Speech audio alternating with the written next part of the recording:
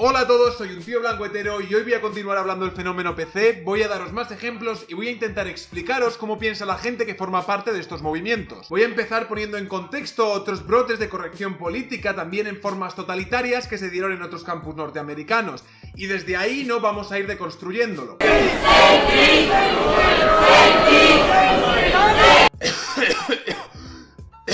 Lo que vamos a hablar es del incidente en el Evergreen State College, que es un pequeño campus en el estado de Washington, que en mayo de 2017 fue literalmente tomado por turbas de estudiantes. Todo empezaría el 23 de mayo de 2017 cuando se creó un evento en el que se anunciaban nuevas reformas de equidad basadas en la raza en el campus de Evergreen. En el vídeo que voy a poner ahora podemos ver el ambiente, ¿no?, que había antes del evento, en que profesores eran advertidos por alumnos que si no asistían serían catalogados como no aliados. I would like a guarantee before I go up there. I have family responsibilities. Y'all can leave and no harm will be done to you. I can guarantee that. Podéis iros y no se os hará daño, te puedo garantizar eso. O sea, vamos a ver un segundo. O sea, el simple hecho de que un estudiante, ¿no?, tenga que aclarar a unos profesores que si no asisten a un evento no se les hará daño, o sea, es que ya eso ya es de traca. O sea, imaginaos el ambiente en que conviven en esa universidad, en que la inmunidad ante ataques físicos es algo que los estudiantes conceden a los profesores. Ya empezamos mal, Y'all can leave and no harm will be done to you. I can guarantee that. But by leaving, it's sort of showing the school that you don't care about the black and brown lives here, and that's harmful to the environment here. And I don't think that's okay. If you want to leave, go ahead, but you should not, under any circumstances, leave this environment. It is y'all's job to stand up for the students, and it's y'all's jobs to be here and represent the students. And by represent the students, I mean all of them, including the black and brown students. And I think it is irresponsible for you guys to leave. O sea, y vemos que el mensaje que dan después es claro, ¿no? Si no asistís al evento, seréis catalogados como gente a la que no le importa la vida de los estudiantes negros y de color. Fijaos en el uso de palabras. Lo que se infiere de esto, ¿no?, es que no solo seréis catalogados de racistas, sino que seréis catalogados como enemigos. También alrededor de este mismo evento nos encontramos las imágenes de una profesora de nombre Naima Lowe intimidando, gritando y avergonzando públicamente a los profesores para que asistan al acto en cuestión y siendo coreada por la turba. Estos son la clase de profesores que alienan a estos alumnos. Más adelante veremos más ejemplos de profesores así. I gave you two options. I am not in the mood. I am so tired. You literally, the first thing you do is try to come up with a way to not listen. Two options. Go inside. Go home. That's it. I don't have time for anything else. I am too tired. This shit is literally gonna kill me. Do you have a time for an apology?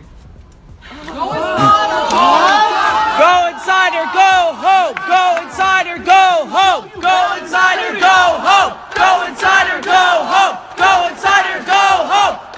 Go inside or go home. Bueno, el caso es que en este evento se discutió una medida alrededor de una tradición del campus de Evergreen conocida como el Día del Ausente. El Día del Ausente consiste en que una vez al año la universidad permite a los estudiantes y a los empleados de color tomar un día de ausencia para que su importancia y contribución se sientan en la universidad. Sin embargo, este año pues decidieron cambiar las tornas, ¿no? Y en vez de ser la gente negra, ¿no?, la que se ausentase como protesta, sería la gente blanca a la que se le exigiría ausentarse un día de la universidad. Brett Weinstein, un profesor de biología de la universidad, se opuso abiertamente a esta medida y envió un mail al cuerpo administrativo protestando por lo que a él le parecía algo injusto. Ahora os voy a leer el mail. Querida Rashida, cuando escribió por primera vez la nueva estructura para el día de ausente, día de presencia en la pasada reunión de la facultad, donde no había espacio para preguntas, pensé que debía haber entendido mal lo que dijo. Los correos electrónicos posteriores parecieron enturbiar más las aguas, al tiempo que invitaban a los comprometidos a participar. Ahora veo en el texto en negrita de este correo electrónico que efectivamente había entendido bien sus palabras. Hay una gran diferencia entre un grupo o coalición que decide voluntariamente ausentarse de un espacio compartido para destacar sus roles vitales y subestimados, y un grupo o coalición que anima a otro grupo a irse. La primera es una llamada enérgica a la conciencia que, por supuesto, paraliza la lógica de la opresión. El segundo es una demostración de fuerza y un acto de opresión en sí mismo. Puede tomar esta carta como una protesta formal de la estructura de este año, y puede asumir que estaré en el campus el día de la ausencia. Animaré a otros a dejar de lado este fenotipo y rechazar esta nueva formulación, se hayan registrado o no. En un campus universitario, el derecho a hablar o ser nunca debe basarse en el color de la piel. Por supuesto, las mentes colectivas del alumnado se volvieron como una puta cabra. I am not interested in debate. I am interested only in dialectic, which does mean I listen to you and you listen to me. All about him! On terms of white privilege. This is not a discussion. You have lost that one. You said some racist shit. Can you apologize? I did not. Okay. You don't know. Yes, I know. And history could pivot in the direction of the values that you are standing here for. Yeah, resign. What? Resign. I'm not resigning. Okay. If I owe an apology, I will deliver it. Wait, hey.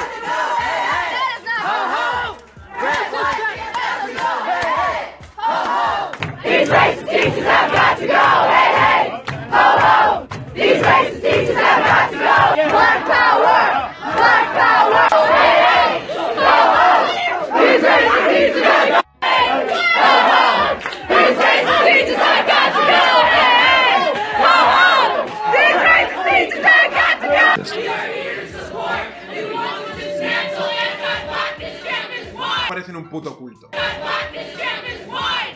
We just wanted to be like, until you're accountable for these actions, you don't get to teach students at Evergreen. You don't get to spread this problematic rhetoric and instill it in students. Yes, you're disrupting my class. So at this point, we would like Brett to be fired, but that isn't happening. The administration is refusing to take action. They're choosing to protect this white, cis male professor over its students. We're dead when people die, and you're sitting here like, well, at least they got to practice their free speech. I'm so sorry about it. Your free speech is not more important than the lives of like Black, trans, femmes, and students on this campus. I'm so sorry. Hate to break it to you.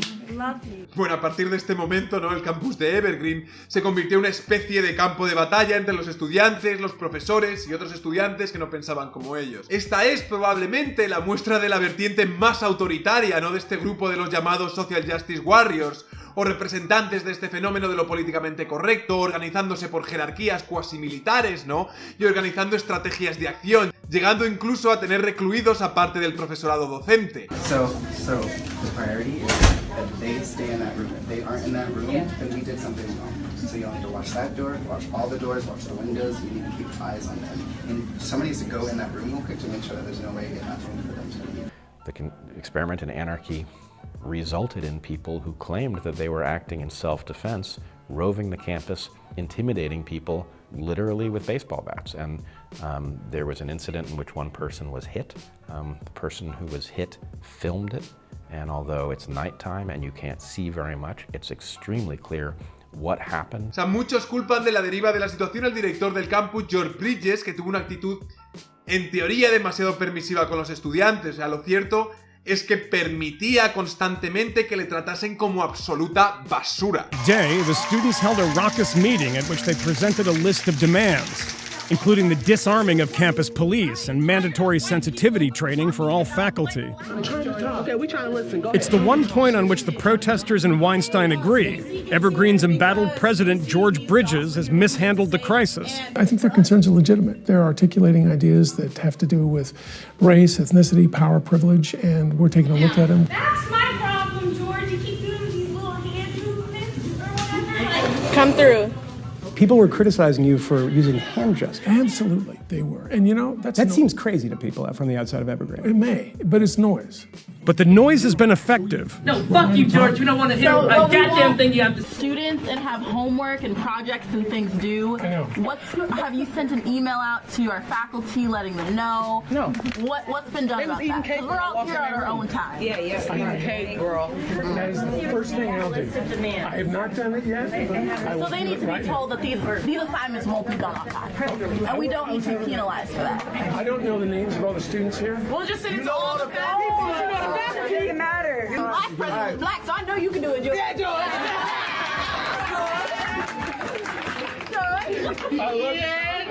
I love your confidence in me. Hold on. Sorry. I speak with my hands. I need some privacy, folks. I'm sorry. Okay. I have claustrophobia. Oh, okay. Color have to work in threatening environments every day. Come on, baby. Welcome. Get to work. You can get that work. It really sounded like you're being held hostage there. If you were going to go to the bathroom, you had to go with 2 escorts. Is that true? That's what the students felt was true. I was going to go to the bathroom. What do you mean that's what the students Well, that's what they said. If you want to go to the bathroom, I was going to go to the bathroom regardless, and they wanted to escort me. I felt very safe there. Why what? Why did they want to escort you to the bathroom? I don't know. Did you ask them? No, of course not. Al final, los resultados son la imposición en la universidad de este pensamiento único. Cualquier idea disidente de esta forma única de pensar es rápidamente censurada y perseguida. This school seems to focus so much on race that is actually becoming more racist. Because I choose not to focus on race, I've actually been labeled a racist and a white supremacist. I've been told several times that I'm not allowed to speak because I'm white. I feel like people are becoming more violent. O sea, la carta del profesor Bret Weinstein era equivalente a una habilitación de la supremacía blanca o de los nazis. Not personally said, you know, go out and attack these students, go out and threaten these students. That has been the result of his actions. He has incited white supremacists and he has validated white supremacists and Nazis in our community and in the nation. Y una de las cosas que me parece más curioso de todo esto es que Bret Weinstein tiene unas ideas y una ideología que están fuertemente alineadas hacia la izquierda. O sea, el tío es simpatizante de Bernie Sanders y creo que incluso en sus clases de biología, ¿no?, incluía temario relacionado con la lucha contra el racismo innato en todos los individuos. El tío ya de entrada era super woke. Be careful because evolution itself has set you up to prefer people who are more closely related to you than people who are more distantly related to you. And that means we all have latent racism waiting to emerge if we do not confront it ourselves. That has been my message to our students. The plan is to address the question, is the left eating itself? And I think there are a couple of ways that we can answer this question. One is yes.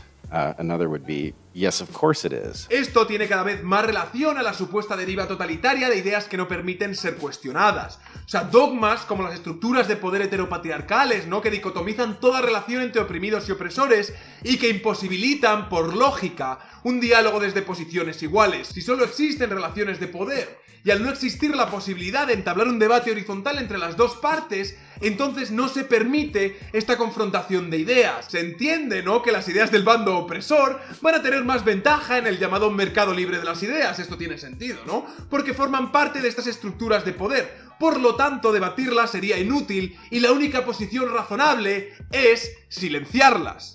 Uno de estos maravillosos profesores, llamado Rinaldo Walcott, de la Universidad de Toronto, explicaba esto básicamente en el programa canadiense de Agenda. And tell us what your view is on how the pendulum, as Janice suggests, has swung too far to the let's protect students from as opposed to let's let free speech bloom.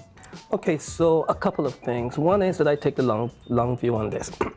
So what we're actually seeing today in 2017 is a long cultural war that has been waged in the university. In the 60s, when women's studies, and I happen to be the director of women's studies at the same university as Janice, when women's studies and black studies broke into the North American University, there's been a consistent push against them from the 60s until the present. And we should be extremely clear about that. This is a pushback against the way in which academic scholarship has actually revealed the underpinnings of the university as a kind of white supremacist logic. O sea, él establece, ¿no?, que hay supremacismo blanco en las instituciones, pero lo que no aclara es lo que es para él supremacismo blanco, porque para este hombre supremacismo blanco es Nicolás Christakis en Yale o, por ejemplo, Bret Weinstein en Evergreen. It's usually from white male scholars, by the majority, often making claims about things for which they have no expertise in. And then we find the entire institution coming into place to support their right to speech. It's fundamentally a problem. Let's take your argument seriously and engage and say, if there are scholars in the university who have no expertise, as you claim, who are speaking and writing about things which they are not really qualified to speak about, it's precisely when there's free debate and academic freedom that kind of shoddy work is exposed. And that's where I want to agree with what it is. The marketplace of free ideas has not consistently worked for non-white people. We should be honest about that. O sea, la implicación de esta frase es de toma pan y moja. O sea, el mercado libre de ideas no ha funcionado para la gente no blanca en las universidades. Por lo tanto, debemos renunciar al mercado libre de ideas. Mis ideas de mierda que llevamos intentando inculcar desde los 60 no han calado, por lo que vamos a intercambiar el diálogo por la imposición, por la fuerza de las ideas que yo considero como legítimas. Y teniendo profesores inculcando este tipo de discursos, no es de extrañar la deriva que están teniendo los campus universitarios americanos. Otra de las cosas que a mí me parece terriblemente preocupante son la naturaleza de algunas de las ideas que se cultivan a la sombra, ¿no?, de estos movimientos universitarios. Al igual que con el decálogo feminista de las escuelas, ¿no?, parece que hay gente que aprovecha la armadura que tienen estos grupos ante cualquier tipo de crítica para intentar instanciar, ¿no?, algunas ideas que podrían calificarse como totalitarias o incluso nazis. Por ejemplo, Yusra Kogali, que es la cofundadora del movimiento Black Lives Matter en Toronto, o sea, no es moco de pavo, escribía esto en sus redes sociales. Lo blanco no es humano. De hecho, la piel blanca es subhumana. Todos los fenotipos existen dentro de la familia negra, y la gente blanca son defectos genéticos de la negra. La gente blanca tiene una mayor concentración de enzimas inhibidoras que suprimen la producción de melanina. Son por lo tanto genéticamente deficientes porque la melanina está presente en la creación de la vida. La melanina está directamente relacionada con la fertilidad y el sistema reproductivo humano. La melanina está relacionada con la robustez ósea, con la fuerza de nuestro sistema nervioso. La melanina está relacionada con la fuerza de sentidos como la visión y el oído. La melanina está relacionada con la fuerza de nuestro sistema neuronal, afectando capacidades como la inteligencia, memoria y creatividad. La melanina habita la piel negra para capturar la luz y mantenerla en su memoria, lo cual revela que la piel negra convierte la luz en conocimiento. La melanina nos comunica directamente con la energía cósmica. Esto es por lo que toda la indigeneidad viene de lo negro. Somos los primeros y más fuertes de todos los humanos, y nuestras genéticas son la fundación de toda humanidad. La melanina es esencial para la eficiencia de todas las funciones corporales naturales. Por lo tanto, la gente blanca son defectos recesivos genéticos, esto es un hecho. La gente blanca necesita el supremacismo blanco para protegerse y sobrevivir como gente, porque todo lo que pueden hacer es reproducirse a sí mismos. La gente negra, a través de sus genes dominantes, podríamos literalmente eliminar a la raza blanca si tuviésemos el poder para hacerlo. Esta es la razón por la que el supremacismo blanco como sistema imperialista prospera. Intenta controlar, suprimir y destruir nuestra existencia de personas negras porque somos una amenaza a la aniquilación genética de la gente blanca. ¿Te has preguntado cómo la gente negra, después de siglos de violencia colonial, genocidio y destrucción, sin importar el sistema creado para hacer que nos extingamos, seguimos sobreviviendo? Es porque somos superhumanos.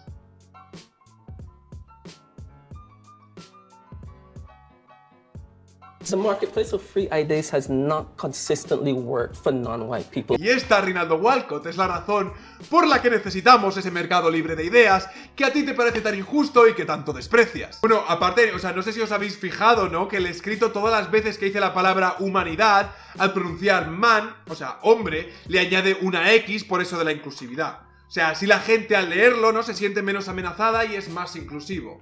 Y esta es la razón por la que las ideas deben poder ser cuestionadas, vengan de donde vengan. En el momento en el que hay conceptos, no ideologías intocables, es en el momento en el que zumbadas como esta empezarán a parasitar estos movimientos. Y pues puede pasar lo que hemos visto a lo largo de la historia y a lo largo del siglo XXI. De hecho, ya la podemos ver con un megáfono a esta mujer azuzando a las masas. When this shooting happened, there was a hashtag that went viral on social media saying that we need to pray for Quebec City. Quebec City is a white supremacist settler colony. ¿Qué ganas tengo de volver a Toronto? En el Toronto Sun, a una persona que ha escrito lo que os he leído le dedican este artículo. Fui vilificada por decir la verdad sobre el racismo en Toronto. Una cofundadora de Black Lives Matter Toronto considera por qué la controversia sobre unos tweets que escribió hace meses ha ahogado los logros de su movimiento. Esos tweets, por cierto, eran unos tweets de nada, ¿no?, en el que pedía fuerzas a Alá para no asesinar a gente blanca. Una minucia. O sea, es de coña, ¿no? Es de alucine. que una de las ideólogas de Black Lives Matter en Canadá sea una mujer que hablaba de la raza negra en términos de superioridad genética y hablaba de la raza blanca como defectos recesivos. O sea... ¿En qué año estamos? Por favor, ¿en qué año estamos? Bueno, pues aún así, ¿no? Aún así, en el Huffington Post aún tienen la audacia de escribir titulares como este. ¿Por qué me posiciono junto a Yusra Kogali, cofundadora de Black Lives Matter en Toronto? O sea, me da igual, no voy a leer el artículo, ¿no? Es que no hay ninguna excusa, no hay ninguna excusa para posicionarse al lado de alguien en pleno siglo XXI que habla de la superioridad genética de una raza sobre otra. Ninguna excusa. Y por supuesto que el buenismo y el miedo a cuestionar ideas que haga que grupos de abducidos no te cataloguen como machista, racista, transfobo u homófobo hace que algunos medios de comunicación y personalidades sean extremadamente tibios a la hora de condenar sesgos totalitarios, liberticidas y en esencia peligrosos por su rigidez intelectual dentro de este fenómeno ideológico de lo políticamente correcto, amparado en la compasión por los débiles y la ayuda incondicional a los oprimidos. Algo que en España nos ha llegado de la mano del feminismo más rancio, que es donde esta corriente ideológica tiene su nicho, ¿no? Y donde más tiende a prosperar, aunque también se extienda al activismo LTGB y la racialización por ahora, ¿no? Aunque por las redes sociales y por el diario y por otros medios nos la intentan meter con calzador, pues todavía no ha cuajado, ¿no? Pero este triple combo de oprimidos, o sea, en Estados Unidos le ha dado un golpe demoledor a la cultura, a las universidades y a todo lo que se ponga por delante. Como ya os dije, en 2015... Christine Brophy, con la tutela del ya conocido por todos profesor Jordan Peterson, escribió una tesis muy interesante sobre la corrección política en la que investigaba sobre la existencia y las formas de este fenómeno. Una de las críticas que más estoy recibiendo, sobre todo con el último vídeo, era la idea esta de que estoy persiguiendo fantasmas, ¿no? O sea, básicamente que cojo ideas razonables, que busco ejemplos extremos y que de ahí saco conclusiones extremas. Varias personas no me han repetido por las redes sociales que el fenómeno de lo políticamente correcto no es algo que sea real, no es algo que sea tangible y que es algo que me invento, ¿no? Para proteger de alguna manera mis privilegios o atacar el feminismo porque soy un machista o un neomachista o lo que cojones me cataloguen. Sin embargo, es interesante, ¿no? Porque la tesis de Christine Brophy lo que hacían precisamente era intentar descubrir si el fenómeno PC era efectivamente un movimiento ideológico o por el contrario, ¿no? Una masa amorfa de ideas solubles que hacían mucho ruido en momentos circunstanciales pero que no tenían una forma clara, es decir, que no es algo real. Es decir, básicamente lo que intentaban dilucidar era si el movimiento de lo políticamente correcto era en esencia una especie de fábula o un cuento, una leyenda urbana de la derecha o de la extrema derecha, o si por el contrario era una ideología sólida y que se podía cuantificar en términos psicológicos. Para este estudio lo que hicieron, ¿no?, fue reunir cientos de declaraciones, axiomas y otras fuentes relacionadas con el fenómeno de la corrección política y los sometieron a un análisis estadístico para ver si estos conceptos se agrupaban entre los distintos sujetos del Estado. De esta forma, ¿no?, podían comprobar si estos elementos se agrupaban entre ellos o si formaban parte de una estructura o un orden concreto, o si por el contrario no se agrupaban, no habría una construcción central y entonces el fenómeno concreto de lo políticamente correcto no existiría, al menos no existiría en los marcos en los que estábamos hablando. Tras este análisis, sin embargo, emergieron dos factores de forma perfectamente clara. Christine Brophy los divide entre PC igualitarios y PC autoritarios, PC por supuesto por políticamente correctos. Desde un punto de vista psicológico, estos dos tipos de individuos, ¿no?, estaban unidos por puntuar alto en el rasgo psicológico de la amabilidad, especialmente en el subrasgo de la compasión, que tiene relación básicamente con cómo eres capaz de empatizar con alguien. Algo relevante sobre la compasión es que evolucionaría del vínculo madre-hijo, es decir, de la capacidad de la madre de cuidar de un hijo con generosidad altruista. O sea, y me parece que es algo útil, ¿no?, tener a mano este concepto a la hora de extrapolar este fenómeno de la corrección política a lo que estamos viendo en nuestra sociedad. Ahora vamos a hablar de los elementos diferenciales, ¿no?, que había entre estos PC igualitarios y PC autoritarios, según el estudio de Christine Brophy. O sea, los autoritarios tendrían baja capacidad cognitiva verbal, es decir, esto significa que son poco articulados a la hora de hablar o a la hora de expresarse. Y además encontraríamos con estos autoritarios que tienen una alta sensibilidad de desagrado interpersonal. Lo de alto grado de sensibilidad o desagrado interpersonal tiene relación con el asco que te dan las cosas, ¿no? Esto, por ejemplo, podría ser si le das la mano a alguien y inmediatamente tienes la necesidad de ir a lavártelas. De la misma forma, ¿no?, también existiría una correlación entre los PC de tipo autoritario y algún desorden de ansiedad o desorden en el estado anímico. Además, esta correlación entre los autoritarios y los desórdenes de ansiedad no es una correlación vaga, ¿no? Ya que se contabilizó a aquellos que tendrían un diagnóstico clínico de estos desórdenes. Todas estas cosas combinadas crearían este tipo autoritario, ¿no?, de personalidad que los hace extremadamente intolerantes a los matices o a lo desconocido y que necesitarían que todas las reglas fueran o blancas o negras, ¿no? Crea esta dicotomización de la realidad. Y además el trastorno anímico o de ansiedad crearía un tipo de estrés emocional general en relación con las interacciones que tengan en la sociedad. O sea, es interesante además matizar que los perfiles autoritarios relacionados tanto con la derecha como con la izquierda destacarían por una pronunciadísima demanda de orden. Por otro lado, y hablando de los PC igualitarios, de la otra parte de esta dinámica, los PC igualitarios serían algo así como una versión moderada, ¿no? Y un poco más inteligente de sus compañeros autoritarios. Normalmente, ¿no?, tienen un origen relacionado con haber tenido un estrecho contacto, ¿no?, con personas hipersensibles o con personas del tipo autoritario, y por otra parte con haber asistido pues a seminarios o a clases universitarias con temáticas alrededor de estos fenómenos como el acoso sexual o el racismo daltónico o la existencia de espacios seguros o las polladas estas que entran dentro del marco de lo políticamente correcto. El segundo rasgo de personalidad que caracterizaba más a los PCs igualitarios era una alta capacidad cognitiva verbal, es decir, que eran muy articulados, que se explicaban muy bien y que tenían una inteligencia verbal mucho más alta que la del tipo autoritarios, y además puntuaban muy alto en el rasgo de apertura a la experiencia. O sea, y lo que estos dos factores tenderían a crear, ¿no?, junto con un alto factor de compasión en estos dos grupos de individuos, es que cuando los de tipo autoritario entran en un fuerte estrés o aflicción debido a sus problemas emocionales, lo que vemos es que la compasión de los PC igualitarios les permite identificarse con este dolor, ¿no?, y con esta aflicción, y tienden a querer protegerlos de forma incondicional. Trans students, queer trans students of color, Muslim students, I speak with those people and I ask what you are doing to ensure that they are not killed right now. The very presence of that space on this campus tells us you are not looking out for them. Their safety is not your concern. Safety! Safety! Safety!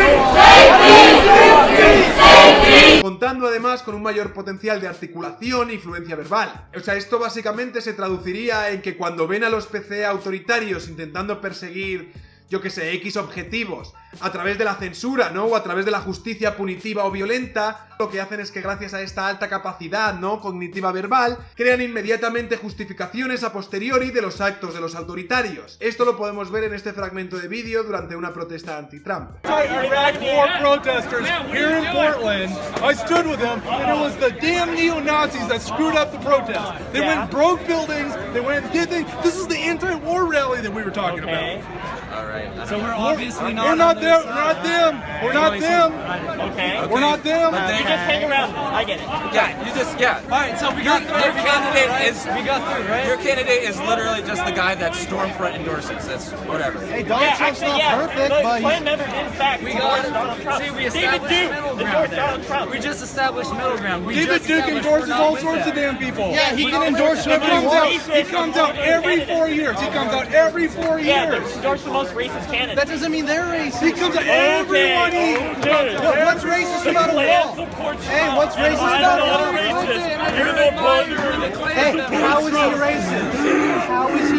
You sound like an idiot. How is he racist? How is he racist? Yeah. How How do is you he say racist? one racist thing Donald Trump has said? Has he said one racist thing? Yeah, He seriously. said one racist thing. Quote Donald Trump. Quote something racist. Shit, I'll just. We want a statement that makes. Okay, so obviously you haven't done your research and you're just going along with what everyone else is saying. So go do some research, come back with some quotes, okay? You don't know. Están dialogando, están discutiendo y el individuo con el antifaz no lo soporta más, no puede controlarse y le escupe en la cara al otro. Some research, come back with some quotes, okay? You don't know. Hey, this dude just. Hey, this dude just spit on my face. Tranny. I'm a tranny. No, go ahead. Hey, touch a woman. this tranny touch just a woman. spit on my face. Touch a woman. He just spit on my face. O sea, es curioso que inmediatamente después de escupirle empieza a gritar que es transexual, ¿no? Y que de golpearle estaría golpeando a una mujer y que incluso le desafíe a hacerlo.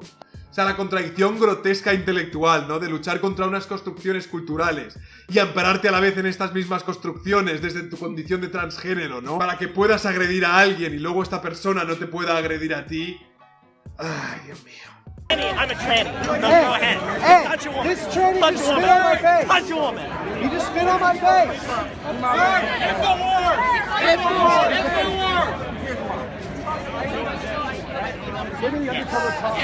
So what? You pushed the woman or what? You pushed the woman or what? Este sería un claro caso, ¿no?, de PC autoritario, alguien que no puede aguantar la confrontación dialéctica, pierde los nervios y utiliza la violencia o intenta imponer sus ideas de forma punitiva. Sin embargo, la chica esta, de un carácter más igualitario, estaría justificando esta injustificable acción en el hecho de que el otro no le ha llamado por sus pronombres y esto crea un gran estrés emocional en la persona, que es una tendencia básicamente hipercompasiva y que tiene como objetivo proteger a los débiles ante todo y contra todo. So one of the things we've discussed, because we've been interested in the compassion element, and Christine already laid out the idea that that was associated with maternal behavior, but it's most specifically maternal behavior towards infants.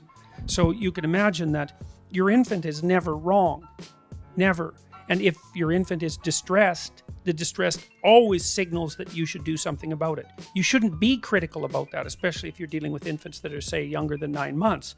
And so this is a transmutation of that attitude onto the political sphere. That's interesting because a lot of right-wingers get upset, especially right-wingers who are minorities, saying you're treating us with kid gloves. I mean, I know I feel like sometimes I'm being treated with kid gloves by feminists, so it's quite literally. Yes, it's quite literally that, yes. And you know, it's to me, it's a rise of the Freudian Oedipal mother, essentially, who's so overprotective that she destroys the autonomy of her children. El diagnóstico que se saca, ¿no?, es que muchas veces este paisaje político, ¿no?, se ve a través de los ojos que tiene una madre hacia su niño lactante. Y el problema con esta visión de ver las cosas es que los adultos no son niños lactantes. Las minorías no son niños lactantes, y no todo el mundo que se encuentra en la parte baja de una jerarquía está oprimido. Y no todo el mundo que se encuentra en la parte alta de una jerarquía es un opresor. Eso es una sobresimplificación radical que predica además en rasgos temperamentales. Si a esto le sumamos, ¿no?, la satisfacción de tener una interpretación en términos absolutos de la realidad, pero lo más simplificada posible, en el que el mundo serían estructuras de poder opresivas e interseccionales en todas las áreas de actividad humana en las que los que ocupan una posición dominante, ¿no?, tendrían inmediatamente la etiqueta de opresores y los que forman parte de la parte baja de esta pirámide, ¿no?, serían inmediatamente los oprimidos, y la creencia ciega, ¿no?, de tener una receta para solucionar esto, una receta, ¿no?, que acabaría con estas estructuras tiránicas de poder, es un poco, ¿no?, la combinación de todos estos factores lo que por pura coherencia, ¿no?, imposibilita el debate, la reflexión o el diálogo con terceros, sobre todo si estos pertenecen a las clases privilegiadas de estas estructuras. Y es la receta perfecta para el totalitarismo, que tanto le cuesta señalar a la gente y a los medios de comunicación por estar amparado en las minorías y en los grupos oprimidos. Creo que esta lectura, un poco más templada que en el vídeo anterior, podría ser interesante y podría arrojar algo de luz, ¿no?, sobre este fenómeno de lo políticamente correcto. Nada más. Soy un tío blanco hetero, dale like si te ha gustado el vídeo, compartir y suscribiros al canal. Un saludo y hasta otra.